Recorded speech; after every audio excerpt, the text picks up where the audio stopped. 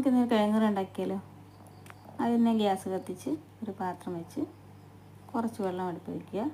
വെള്ളം തിളച്ച് വരുമ്പോൾ നമ്മളിത് അരിഞ്ഞു വെച്ച സാധനങ്ങളെല്ലാം ഇതിലേക്ക് ഇട്ട് കൊടുക്കുക. അതിനുശേഷം നമ്മളൊരു അടപ്പെടുത്ത് അടച്ച് വയ്ക്കുക.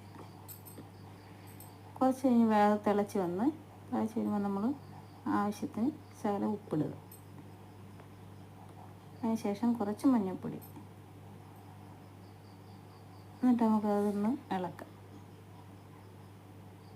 അത് കഴിഞ്ഞ് വീണ്ടും അതേപോലെ തന്നെ നമുക്ക് അടച്ച് വെച്ച് വേവിക്കാൻ വയ്ക്കാവേ. അത് ഇരുന്ന് വേവട്ടെ. കുറച്ച് നേരം ഒരു ഹൈ ഫ്ലെയിമിൽ ഇട്ടേക്കണേ. അതിനുശേഷം അപ്പോഴത്തേന് നമുക്ക് ഇപ്പോഴത്തെ ഗ്യാസ് അടുപ്പിലോട്ട് പാത്രം വെച്ച് വെളിച്ചെണ്ണ ഒഴിച്ചു. എണ്ണ ചൂടായപ്പോൾ കടുക് ഇട്ടു. അതിനുശേഷം ചെറിയ ജീരകം, നല്ല ജീരകം ഇട്ടു. വേണമെങ്കിൽ വറ്റൽമുളക് ഇടാവേ ആവശ്യമുള്ളവർക്ക്. പിന്നെ കുറച്ച് കറിവേപ്പിലയും ഇട്ട് താളിച്ച് വെച്ചിട്ടുണ്ട്. നമ്മളെ കഷ്ണങ്ങളെല്ലാം വെന്തിട്ടുണ്ട്. ദൈവം ഒന്ന് ഉടയ്ക്കണേ. നല്ലപോലെ ഉടച്ചതിന് ശേഷം നമ്മൾ ഈ കറി വറുത്ത് വെച്ചിരിക്കുന്ന അതിനകത്ത് ഒഴിച്ച് അത് ചൂടോടെ ചപ്പാത്തിയോടെ കഴിക്കാം.